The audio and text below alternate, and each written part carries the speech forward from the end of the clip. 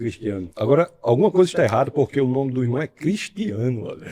Bom, eu discordo completamente, absolutamente, pelo fato de que eu não acho que o cristianismo seja responsável pelo avanço da humanidade, muito pelo contrário. Existe algo de retrógrado nesse sentido. Eu confio muito na ciência, na verdade. De acordo com a nossa conversa, qual a narrativa que o senhor teria em relação a esse processo de desenvolvimento da humanidade em cima do cristianismo? Se o senhor quiser falar em relação à ciência, nós podemos falar em relação à ciência, ou talvez em outras áreas. Mas só em relação à ciência, para o senhor ter uma ideia, a ciência moderna, ela só aparece de forma relevante em países de matriz cristã. As maiores e melhores universidades do mundo foram iniciadas como escolas de discípulos cristãos. Eu vou citar alguns exemplos: Harvard, Princeton, Yale, Cambridge. Para você ter uma ideia, o lema original da Universidade de Harvard, que é a maior e melhor universidade do mundo, é verdade para Cristo e a Igreja. Então, a ciência se desenvolve também diante de uma perspectiva de pano de fundo filosófico que é judaico-cristão. Qual é o pano de fundo filosófico da possibilidade de desenvolvimento da ciência? É que a empreitada científica, que é o intuito de encontrar padrões de inteligência no mundo, pressupõe que o mundo é organizado inteligentemente e, portanto, por uma mente inteligente. Isso é da ciência, mas nós podemos falar em vários avanços em outras áreas também, se o senhor quiser. Mas eu não consigo associar ciência e cristianismo. Para mim, cristianismo é algo que se tornou durante o tempo algo muito enfraquecido de acordo com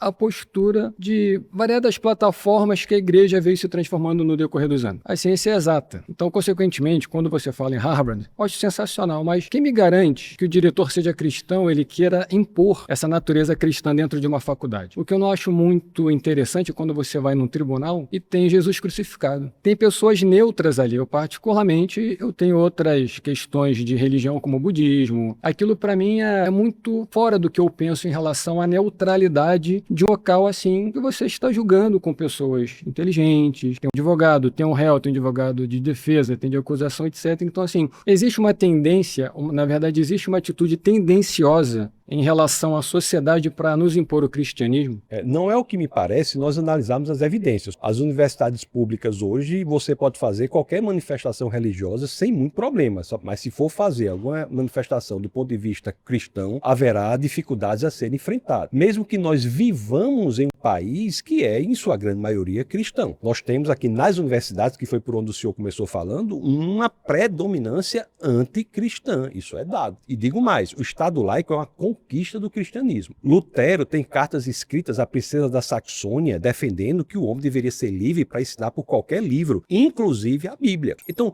o infanticídio, enaltecimento do tratamento da mulher, se você quiser, Jesus Cristo, quando trata com a mulher samaritana, enaltece a condição da mulher. Interessante quando o senhor fala em mulher, por exemplo. Faz parte realmente do desenvolvimento da humanidade, porque a igreja, ela força o não uso da camisinha, que é algo absurdamente necessário. Se tiver um estupro, por exemplo, a criança nascer, a igreja força com que a família fique com aquela criança, mesmo que seja indesejada. Desenvolvimento tem na sociedade em relação a isso. Eu acho que é um retrógrado completo. Não há nada nas escrituras que nos digam que nós devemos forçar uma família a ficar com a criança. O que nós devemos defender enquanto cristãos é que nós não devemos matar bebê intrauterino, ainda mais quando ele não tem a menor condição de defesa. Essa é a grande questão. Ter o filho e dar para adoção não é crime no Brasil. Agora, eu discordo respeitosamente do senhor dizer que a igreja força. A igreja não força ninguém. A igreja orienta, porque o valor do ser humano é intrínseco. Isso graças ao que as escrituras dizem em Gênesis capítulo 1, verso 27.